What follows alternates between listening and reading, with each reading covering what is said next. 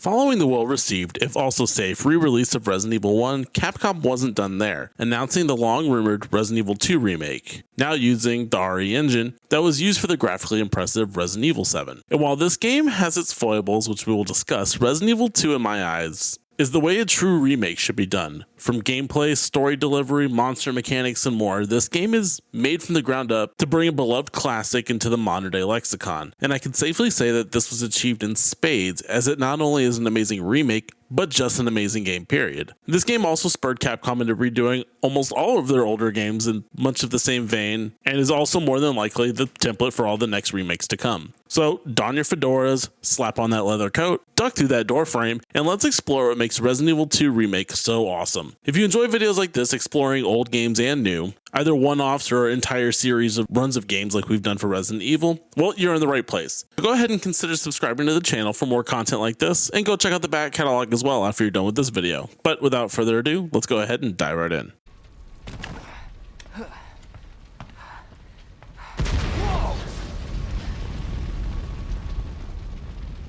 The original Resident Evil 2, as mentioned in the video that we did months ago about it, was one of my favorite games in the series, and out of the original PS1 trilogy is my absolute favorite. From the location, characters, and the ability to tell a halfway decent, albeit pretty cheesy story, while wrapping everything in the trappings of the survival horror genre pioneered in the original, Resident Evil 2 is a masterpiece in my eyes. So the thought that Capcom could take such a beloved title and do a ground-up remake was both exciting and worrying. What was going to change? How would a game sporting tank controls, fixed camera angles, and slow gameplay translate to the modern day? What Capcom was able to achieve was a blending of the original Resident Evil sensibilities while bringing that style of gameplay to the modern gaming sensibilities we now know today. I brought this up in Resident Evil 1 remake video, but while I adored Resident Evil 2, we must also recognize the fact that these games can be pretty rough to either go back to or visit for the first time. While I've grown up used to the control scheme from both muscle memory and nostalgia, if I plot my 10-year-old down to play the old PS1 Resident Evil 2, there would definitely be a steep learning curve on how to play, and the more barriers that are placed in the way of any player, the more likely it is that said player will bounce off that and go play something else that they're more familiar with. It's just human nature. What Resident Evil 2 Remake does brilliantly is marrying the two styles, the slow and plotting elements of survival horror from the PlayStation 1, and making it more palatable for the masses. From the onset, having played Resident Evil 2 recently for a video, it is amazing how faithful this game is to the source material from 1998, from plot to location, to characters and everything in between. If you've played Resident Evil 2, all the main beats here in the story are hit, and for those uninitiated, here's the brief TLDR. You play as Leon Kennedy or Claire Redfield, who have made their way to Raccoon City, Leon showing up for his first day as a cop, and Claire looking for her brother Chris, who disappeared since the incidents of the first game in the Arklay Mountains and the Spencer Mansion. Meeting at a gas station, the two drive into town, get railroaded by a zombie driving a gas truck, and are separated, each respectively heading to the police station in their own way, discovering the secrets within and the horrors that exist below, all while warding off zombies, lickers, zombie dogs, and an entity only known as Mr. X. Leaving it there to keep it fresh for anyone new, if you play the original, you know all the major story beats that this game is going to hit. Much like the first game's remake, the core of the story is all here, with some additions, slight recontextualizations, and all done in gorgeous cinematics. Resident Evil 2 Remake goes out of its way to keep the story beats fresh, and with these new additions expanding upon the story told to us in the original game. While purists may critique these additions as not needed or filler, it's honestly up to interpretation, and with the amount added to this game, it amazed me how much of the source material is actually still intact, in the way it was about 20 years ago. While over the top in many ways, I adore the narrative in Resident Evil 2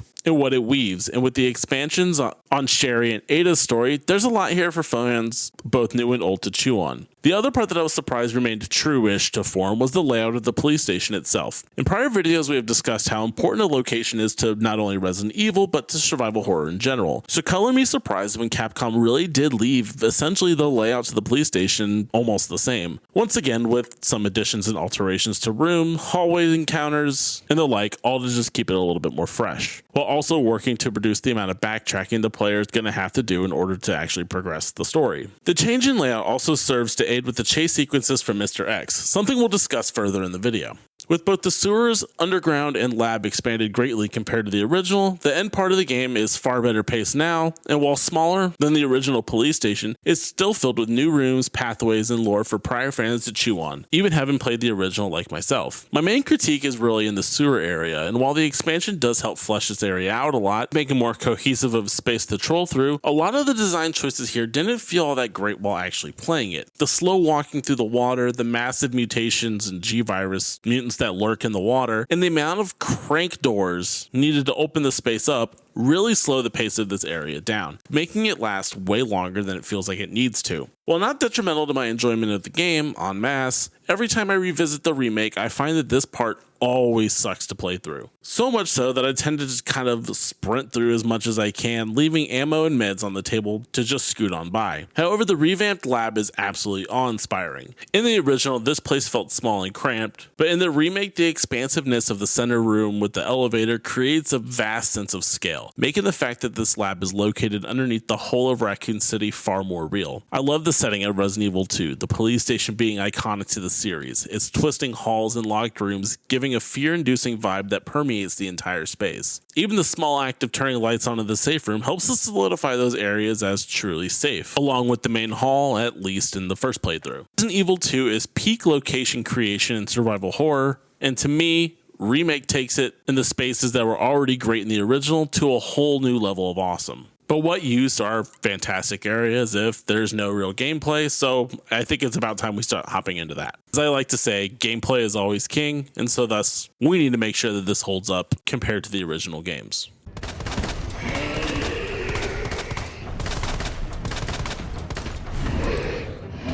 Back in the PlayStation 1 era of Resident Evil, while these games were remembered for being the progenitors of survival horror, concessions had to be made to create such a space, given the hardware limitations. And with its first real foray into 3D gaming, the original games are best known for multiple facets of interacting with the playspace Capcom created. Tank controls, door animations, and fixed camera angles were a staple even into the PlayStation 2 area until the release of Resident Evil 4. Nostalgic and able to provide a sense of horror, these controls by modern standards are dated to your average player, as we discussed before. Resident Evil 2 Remake does away with these staples, taking the franchise to a truly third-person experience, all seamlessly loaded upon starting the game. Gone are door animations, tons of loading screens, and fixed camera angles, placing the player directly over the shoulder of Leon or Claire. It still amazes me that this entire game can be played literally from start to finish without a single loading screen, even when transitioning to other areas, now masked by elevators and slow opening doors, which still keeps the player mildly engaged in the experience from beginning to end. With this, it's easy to see how Capcom would have been able to turn this remake into more of an action-focused shoot-'em-up given what we had seen from the games of a similar angle in 4, 5, and 6. However, much of the core gameplay from the original game is here, and with the changes in perspective, actually feel really great. Walking and running feel fluid, both speeds feeling just absolutely dead on, unlike how slow Resident Evil 7 felt and how fast Resident Evil 6 felt. Remake 2 threads that line perfectly, your walk being a nice, slow, plodding walk, able to quiet your footsteps to make sure that the lickers don't hear you, but your sprint is just fast enough to where you're not just flying through the hallways, but you're still feeling like you're moving at a pretty good clip. The twisting hallways and the door opening animations still give the sense of not knowing what you're going to run into next, and given how enemy positioning is here, lends to jump scares by being attacked by a hanging licker or a zombie lurking in the next room. Adds a ton of tension buildup the original games were known for. When it comes to shooting, while your character can shoot and move, Resident Evil 2 Remake allows full motion while shooting, giving more benefit also to standing still and taking your shots. If you notice the crosshairs here, while moving or after firing, your reticle is huge, allowing for bullet patterns to be wild and all over the place. However, if you plant and shoot as the original games had you do, your crosshair zooms down, allowing your shots to be more on point and also increasing the chance of nailing that all-important critical hit, exploding the heads and ensuring death to the shambling reanimated corpses. If I had one complaint, however, it would be the sponginess of the enemies in this game. The zombies are bullet sponges, taking tons of rounds before falling over, only for them to get back up to eat up more of that precious lead that you've been holding on to. Given the amount of ammo that you actually have to dump into these guys, this does feel a little bad, only because of the fact that you used up all of these resources to knock him down the first time, only for him to get up again, and if you're really unlucky, a third time. 2 to 3 shots I feel like would have been sufficient here, given the amount of zombies that this game does throw at you with the open windows that you don't board up or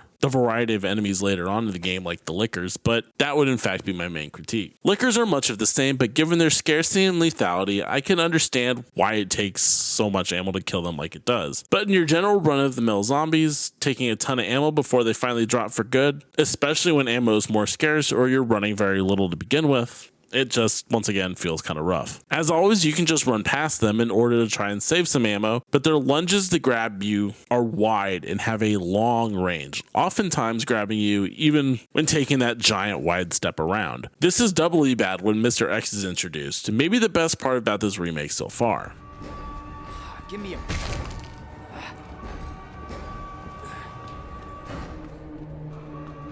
About halfway through the police station, you're introduced to the looming threat of the Tyrant, or Mr. X, the giant unkillable mutation that wanders the halls with the sole reason to murder you with his massive fists, all while looking mighty dapper in his trench coat and sporting a fedora. And while he was present in the original Resident Evil 2, his looming threat was not nearly as imposing as he is here in the remake, only really appearing during bits of story scenes or scripted sequences in the B run-through. This was obviously due to tech limitations at the time, as it was harder to render Mr. X actually following you from room to room given the door animations and loading in a new area every time. However, with those gone, we have a revamped Tyrant this time around, and he is far more frightening. Once triggered, Mr. X will stalk through the halls, searching for you while completing tasks, finding items, and opening doors. This ever-looming threat always seems to wander in at the worst time, crouching awkwardly through the door in order to give you that cold left hook. With your only choices being run away or stun him and run away, having this presence of a looming, unkillable being that can break through doors that normal zombies and lickers can't is a frightening prospect. And with the inclusion of the sound of his plodding footsteps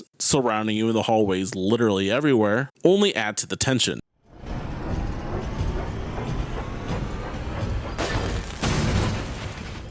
This constant game of cat and mouse really helps to keep the players on their toes while exploring and always pushing you to move forward. However, I do wish he was a little bit more deadly than he actually is. While taking a punch sucks due to the knockdown, his animations are slow, his damage is on par with your standard zombies, and once you learn the tricks to bait and manipulate him, he becomes far easier to deal with. His tension, however, is drawn from the chase, as he will not give up pursuit until you lose him or you die. In this chase, mad dashing in the halls to create space, I found myself running into a lot more zombies, chipping at my health and slowing me down. This being more deadly than if I had just let him punch me and I run in the opposite direction. I love the inclusion of Mr. X in the remake, making nowhere feel safe, and I understand that if it was more punishing, that the friction that this would cause to the player may be too great. But knowing that his actual damage was weak by comparison did suck a bit of the fear of his looming monstrosity away as well. Minor nitpicks aside, his inclusion is a deal maker for me when it comes to the remake, as his presence as well as his music really do wonders to ratchet up the fear of the police station. Hearing the even still today sends my heart aflutter.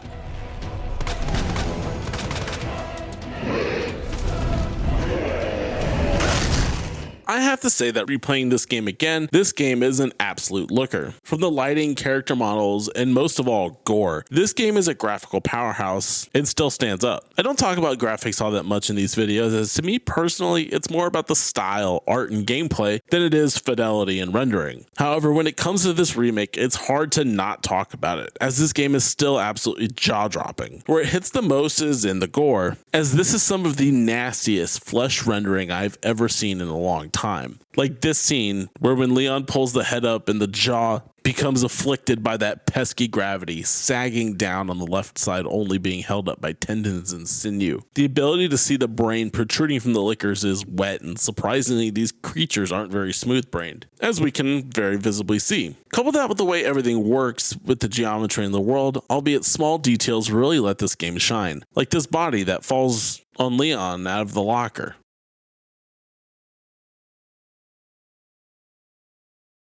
Watch as he guides the body to the floor, almost uncannily how any of us would be doing if we were doing the same. Couple that with the zombies tripping over their dead brethren, the pushing of the door animations, the way Mr. X brushes off your bullets while shooting at him, the amount of detail here is absolutely astounding. There is also a ton of replayability here in this package as well, with the B run with the other character being way harder with new item placements and puzzles and taking away that main hallway safety that we had known from the first playthrough. The additional scenes with Sherry, a stealth sequence, avoiding the police chief, which is pretty fucked up. The section with Ada chasing Annette, which I'll admit kind of sucks a little bit, but it was at least an addition to Ada's story. And a ton of additional side tangents here as well, as there is a ton of content to chew on for either new players or those returning. I mean, the amount of side story DLC things that they came out with is absolutely astounding. This remake to me stands on top of all of them. Capcom should be applauded for this title, something which will soon be taken away in regards to the Resident Evil 3 remake. But that's a different video. So let me know, what did you guys think of the Resident Evil 2 remake? Let me know in the comments down below, and if you like this video, consider hitting the thumbs up button and subscribing for more content much like this. We are gearing up to the finality of the Resident Evil series to date, so if you have any other series or game suggestions that you want to see covered here, let me know in the comments down below. Thank you for everyone for your time today, and as always, my name is Brendan, and I'll see you guys in the next one.